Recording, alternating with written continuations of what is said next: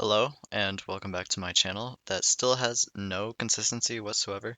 I actually wrote up all of my notes for this about 2 months ago and just haven't gotten around to filming it, so here it is.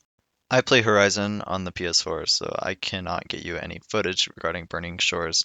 What I had to do in order to prepare for this video was watch several commentary-less videos regarding the gameplay of Burning Shores and record notes on everything that I found, as well as go onto the wiki and read and analyze every single data point that there was to analyze. And there weren't many that were notable, unfortunately. This is my third video on this topic. You do not have to watch the previous two to understand this one. The first half will be about the notes that I took and everything I found interesting in Burning Shores, and the next half will be combining my information from my previous two videos and my Burning Shores notes to compile a list of things that I expect and most likely will happen in Horizon 3. In my predictions video, I predicted that Gerard was actually still alive because his character model disappeared when the camera zoomed out during the final fight in Forbidden West. However, in the opening sequence for Burning Shores, it's confirmed that only one Zenith survived, and that would be Landra, who is the main antagonist for Burning Shores. There is a massive globe in Landra's HQ. I was unable to analyze it fully. I could not see North America. However, from what else I could see, the changes to the rest of the world have been pretty minimal since my first video. Now, one of the biggest things that caught my eye when it came to Burning Shores was Nova. Why? Because I think you can guess why. I was very excited to see an AI named after me. Well, not named after me, but with the same name as me, and I was distraught when it died, and very disappointed that the impact on the story was minimal, or there was no emphasis on it. When we first see Nova, it shows some sort of like empathy, some sort of emotion, and I was confused because so far Guerrilla Games have been really good about giving our AI companions a lack of any emotions at all. So why is this one different? Landra then goes on to edit Nova's emotional statistics, and that makes more sense to me. But when Aloy meets Nova, Nova seems tired and exhausted of the life that it has. And that caught me off guard because one, I thought that Landra had been editing Nova's settings, so why is it now that Nova can relay all these feelings to Aloy? And again, since Nova is an AI, how can it relate those feelings? Yes, the Zeniths have been alive a long time, and Nemesis is known to have many emotions, considering it is all of the Zeniths. So I'm wondering if Nova had been a person once to be able to showcase those feelings. And after her conscience was uploaded into a software, they tried to edit it. Unfortunately, Guy didn't say anything about Nova, so there's very little to know. The last big thing I noticed from watching is that a Zenith powered a Horus Titan by himself, and I was a little frustrated that Horus Titan wasn't saved for the third game, but it was exciting to say the least. But since he is a Zenith and he was able to do it, there is no doubt in my mind that it'll be no problem for Nemesis to power his own Horus Titans and thus recreate a Pharaoh Plague. And the Pharaoh Plague has been hyped up since we first heard about it in Horizon Zero Dawn. So there is a good chance that we will see the Pharaoh Plague in Horizon 3. The data points in Burning Shores are way more interesting than the actual Burning Shores itself.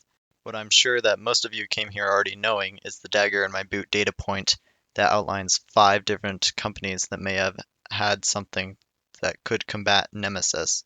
The first one is, of course, Faro Automated Solutions. So, just like with the previous two games, we are going to see a little bit more of Faro.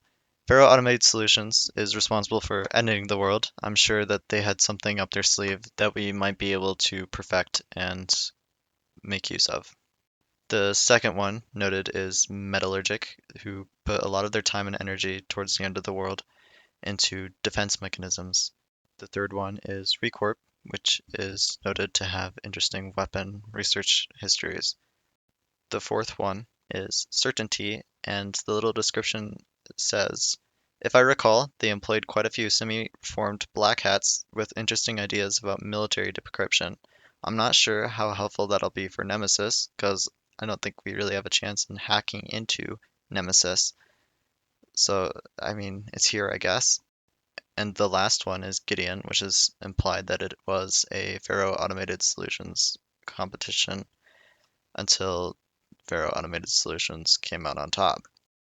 To me, that sounds like an underdog story, which is the entirety of Horizon. So I would not be surprised if we find a secret bunker with Gideon information and it works better than the Faro Automated Solutions one. At some point, we get to see this fancy little globe that Silence is hovering over once again, with several little nodes depicting where these companies could be.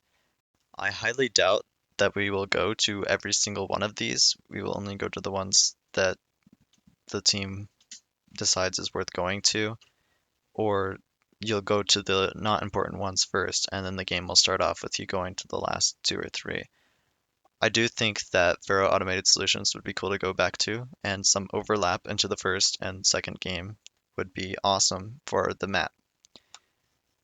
Recorp, I don't feel like has much of a place. Certainty, I don't really feel like it has much of a place, but I really feel like Vero Automated Solutions, Metallurgic, and Gideon are going to have important impacts on the third game.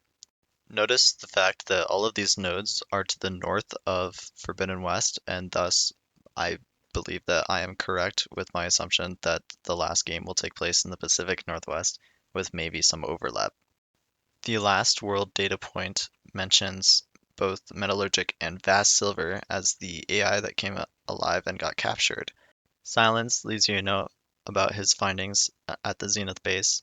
He does talk about the printing matrix that was destroyed in the fight, which I thought would be ignored entirely, but there is a chance that this printing matrix might actually be important later on. He then says that Hephaestus might have learned a little bit from the Zenith data being connected to that printing matrix, and so we might see some pretty interesting machines on the next game. He then says that he's going to go onto the Odyssey and collect Apollo and even pilot the ship, meaning that we might use the Odyssey ship in the third game. I'm not sure for what yet. I have a couple of theories. In Londra's HQ, it is mentioned that there is a lunar resources company on the moon, so there's a big maybe, might see the moon, like it is predicted in my last video.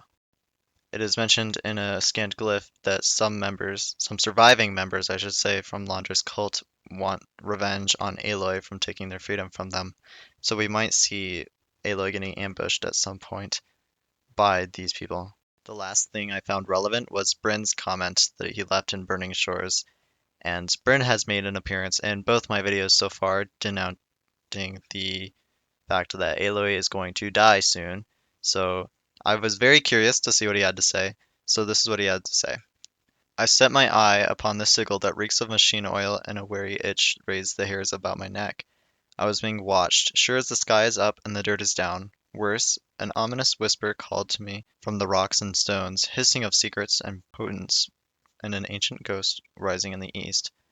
I do not know if that hideous voice were mortal or spirit, but I do know that it is devilry of one kind or another. I tell you, the sigil is a curse meant to mark this ill-fated ground. Flee if you can, stay at your peril. You have been warned. This time, he mentions an evil voice in the east, and the only thing I can think of is either one of the companies that we're supposed to investigate or Cyan. Now, from what I saw on the map, there isn't many of the locations east. Faro Automated Solutions is east, Cyan is also east. If the theory that Vast Silver and Nemesis are indeed different beings, then it could be Vast Silver. It'll be interesting to see how that plays out. That is all of the data I found relevant in Burning Shores. If you have any more, please leave it in the comments. I will like it or pin it. I'm not sure if I'm allowed to pin more than one comment, but put it down there and I hope that it'll receive more recognition. Finally, for this last part, I'm going to compile everything into three lists. One, things that I am almost for sure that will happen. Two, things that I'm not exactly sure will happen or I am unsure about. And three, things that have been mentioned that haven't happened yet. Now, here is my definitive list for what will actually happen in Horizon 3. 1. The tribes will be coming together to face this last threat. That was a huge emphasis on the ending of this game. All of the tribes better be present when their entire planet is threatened. Like, obviously, transportation is an issue, but we have the Odyssey that could be used, so who knows what will happen. But it is already implied that there will be a big fight and everybody will be involved. Aloy's whole character growth has depended on her depending on others. As Silence shows us in Burning Shores, the game will take place northward. It'd be pretty awkward if all of these highlighted locations weren't part of the game. The tribal focus for the third game will be the Oseram and the Banuk. Both have been mentioned in both previous games. However, they aren't really emphasized at all. So seeing these two is almost a must coming into the third game in order to round out our story. And as such, we aren't going to see as much Tenakth or Karja or the other tribes. Nemesis, loving printing matrices, will most likely abuse Hephaestus in one way or another. We might see Hephaestus a lot less or just as a slave to Nemesis's ideals. In the first game, everything was based on Project Zero Dawn. In the second game, everything was focused on the Zeniths. These are both survival methods that humanity used when the world ended. I believe that there will be a third one for the third game, and my theory is, in fact, the Elysium survival bunker. We know it went offline at some point, but it is a way humanity did try to survive. It is mentioned in both games so far. I think that exploring what the Elysium Bunker still has to offer us is a very pivotal part of making the third game a unique game and not just a repeat of the first two. There is a lot of mystery and confusion around the Elysium Survival Bunker, so having it hyped up this much, I have no doubt that we will be seeing it. Cyan involvement. I always felt like Cyan's story was incomplete. Cyan was never really mentioned in Forbidden West. You do have a few dialogue options with Gaia about Cyan. So having Cyan come back for the third game with some sort of involvement, maybe they need Cyan to help complete Gaia. Maybe they need Cyan as a way to replicate Hephaestus, but I do think Cyan will be included in the third game one way or another. As Silence mentions in his note, we will be using the Odyssey in one way or another. We don't know how so far, but we will be using the Odyssey. In Zero Dawn, Brim says that Aloy will die. However, Brim does not know who Beta is, and I believe that Beta will take Aloy's place and die in the Forbidden West. We don't know how this will happen, but we know that it will happen. I know that it'll be Beta because of a gameplay standpoint.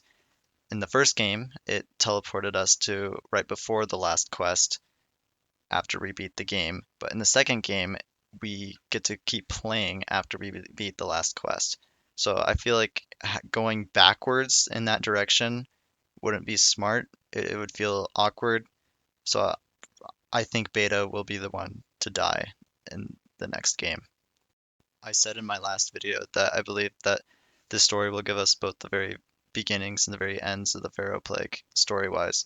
We will learn how the glitch happened, and we will also learn what happened to the Elysium bunker, because they are allegedly the last people alive before Zero Dawn took place.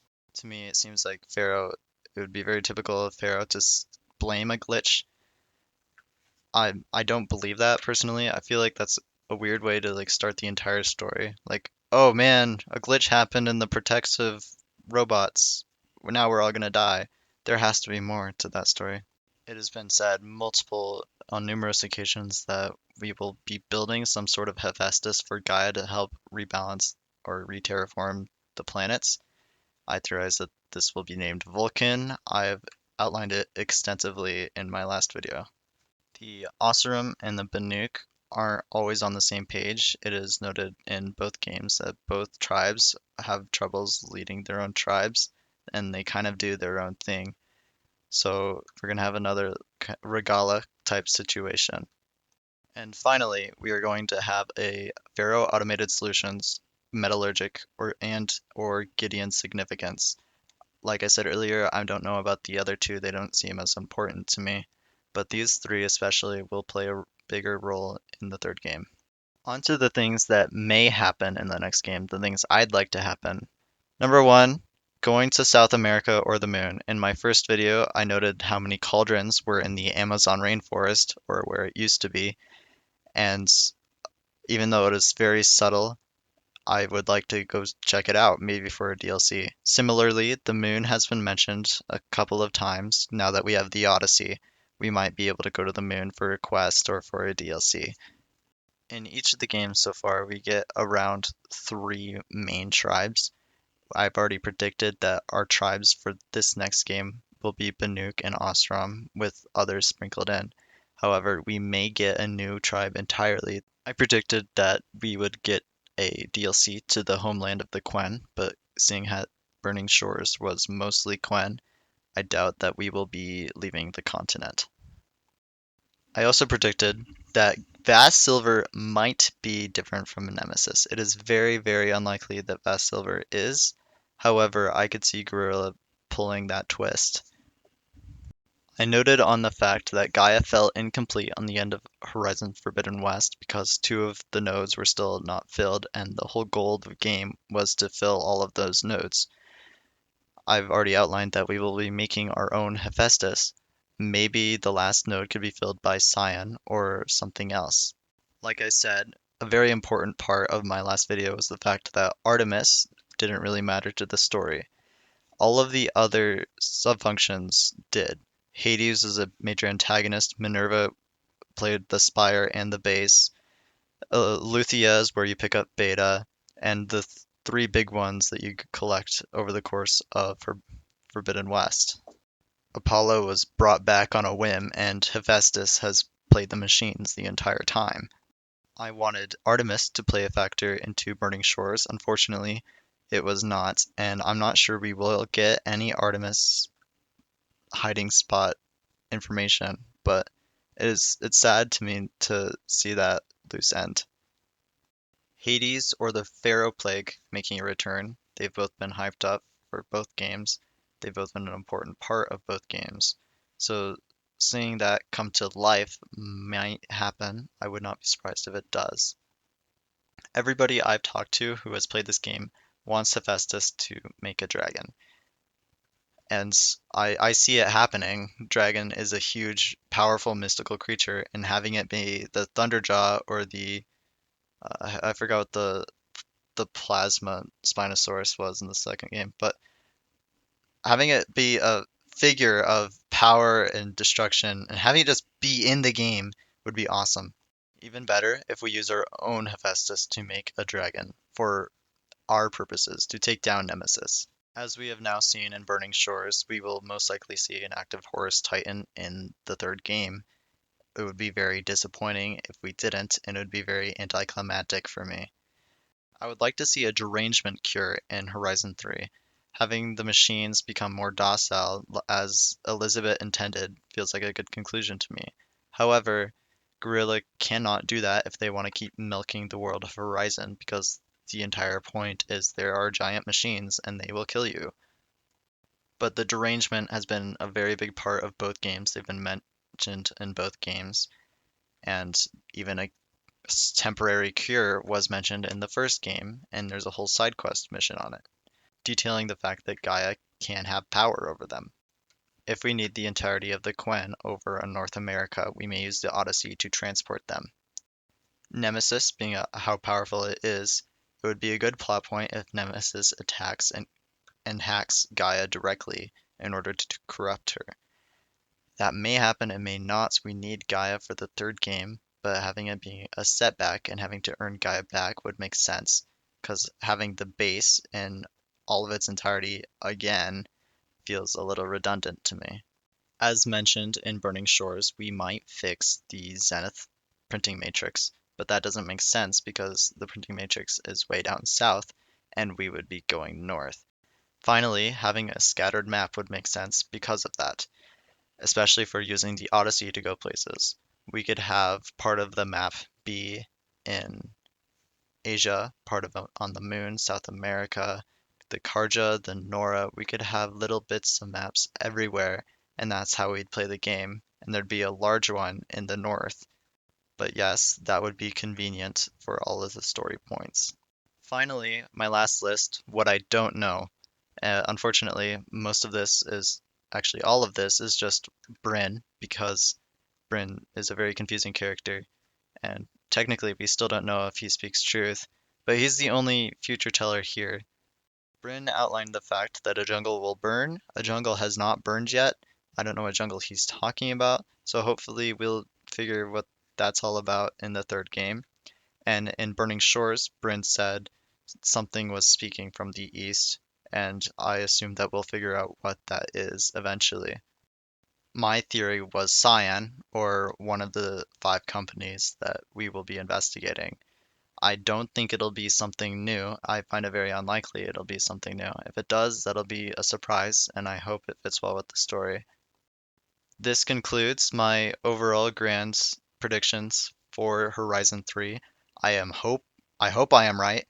When Horizon 3 comes out, if I have the opportunity to play it, I will make a follow-up video going over this video, determining what I got right and what I didn't. So that'll be fun. If you think I'm incorrect or you have your own idea, put it in the comments. I will like the comments that I feel that are definitely very valid and could happen. That way, everybody watching this video could go down there and read on everything that could possibly come to pass. Thank you for watching, and yeah, goodbye.